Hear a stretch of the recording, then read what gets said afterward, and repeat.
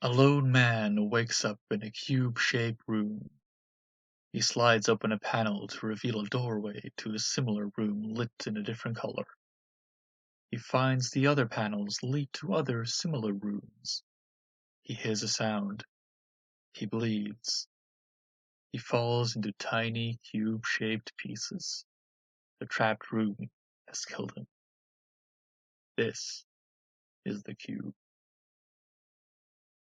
Cube is a relatively low-budget film. It has only a handful of actors and all the rooms are basically the same, but there are some great special effects for the time. It is a great example of a film that utilizes its small cast and small space extremely well.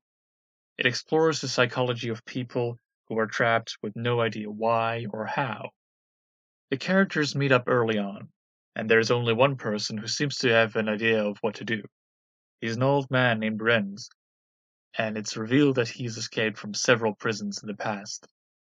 He uses a boot tied to a bunch of shoelaces to trigger traps in rooms, to check if they are safe, and guides the group through several rooms, until he jumps into a room where the trap is activated by something other than motion, and he gets sprayed with acid in his face, and dies. Feeling unsafe about proceeding, the group is trapped again, until this woman named Levin figures out that the doors to rooms have numbers inside them, with prime numbers denoting rooms that have traps in them. From the numbers, they also figure out how many rooms there are in total, the size of the cube, and the coordinates of the room they're in. This gives them courage, as they figure out how far they still have to go from where they started. When they reach the edge of the cube, they see nothing outside. Darkness, and the outer shell of the cube well out of reach. Up until this point, this guy, Quentin, has been acting like the leader and trying to get everybody to work together, but he acts more and more aggressive as the film progresses. He doesn't trust this other guy, Worth, because he's apathetic about escaping. He is at times condescending towards this woman named Holloway, and he wants to leave behind this severely autistic man named Kazan. He keeps everybody together and really holds on to the idea that he acts well under pressure, and he's a leader figure because he's a cop. And now, on the edge of the cube, he completely snaps when Holloway calls him a Nazi. The others manage to calm him down, and they come up with a plan to tie their clothes together into a rope. Holloway agrees to go out with the rope, as she is one of the lighter members of the group. Once outside, she tries to jump at the outer shell, but doesn't reach it, and the rope slips. Quentin jumps into the doorway and grabs onto the end of the rope. When Holloway reaches him, he grins and lets go of the rope, making her fall into the darkness.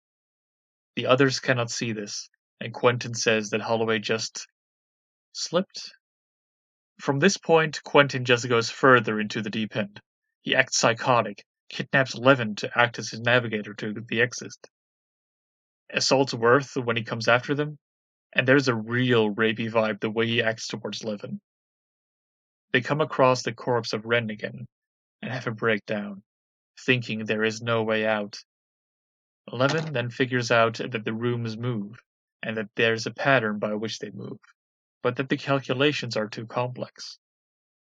This is where they discover that Kazan is capable of incredibly complex calculations. They go for the exit. Worth lays an ambush and drops Quentin down through a doorway into the room below.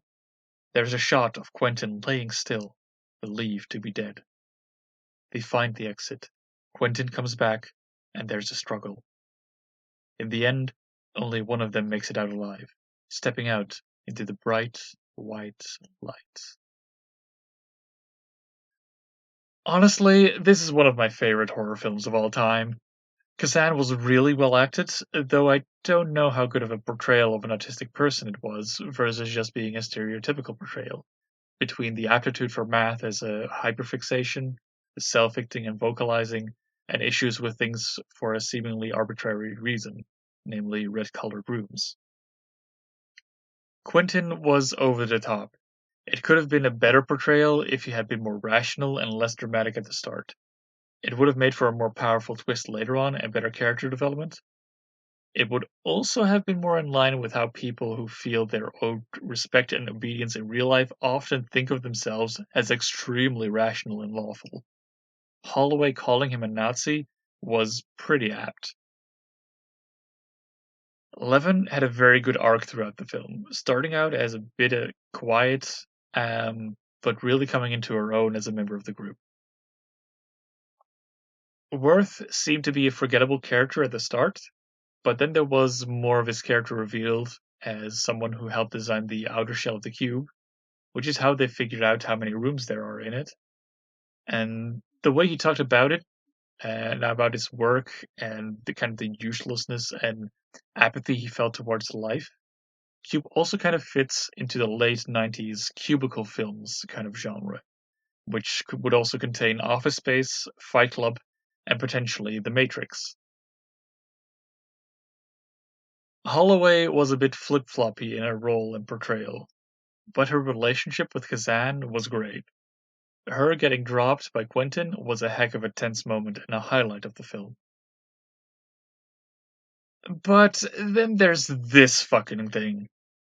Throughout the film, Levin uses a button to scratch markings into the metal of the doorways to make her calculations of which numbers are prime and which aren't, and which rooms are where, and coordinates and everything. And it just doesn't make sense. How could you use a regular old soft ass button to carve markings into steel? A terrible film. A 1 out of 10 buttons. Watch it. It's probably on Netflix.